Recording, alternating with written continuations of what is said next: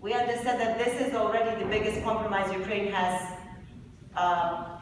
could allow itself to follow. And it's not easy to gain here the ground also. We also have to take into consideration what our citizens think, what our people think, how we can deliver the message of returning back the territories and the people on those territories, which is very important, to the country, to the territory of the country and the state.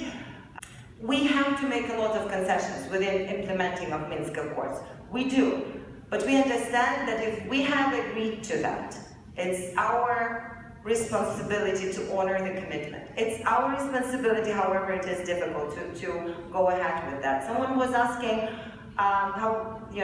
what will happen if we will campaign on those territories and hold elections and lose them. What will then be happening? I want to recall very concrete provisions of the Minsk Accords. It has to be, the elections once happening, the law on the elections, have to be in accordance with the Ukrainian law first, according to the OSCE standards, with possibility for media to engage actively in those elections, with the possibility of the Ukrainian media being present on those territories. According to the Ukrainian law, normal elections, when it has nothing to do with anything military, normal campaign takes part for 90 days. So I think that,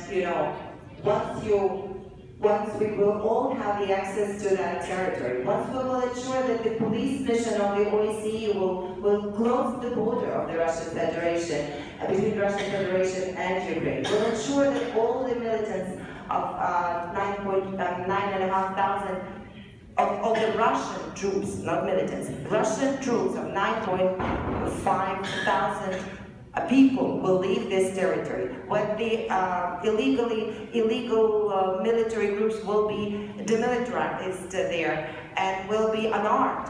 When the weapons will be taken away from there, when people will not be afraid to go out and speak their thought, then once we have campaigning on these terms, then it will have totally different result, and we would not have to worry about losing, of Ukraine's stance losing on that territory.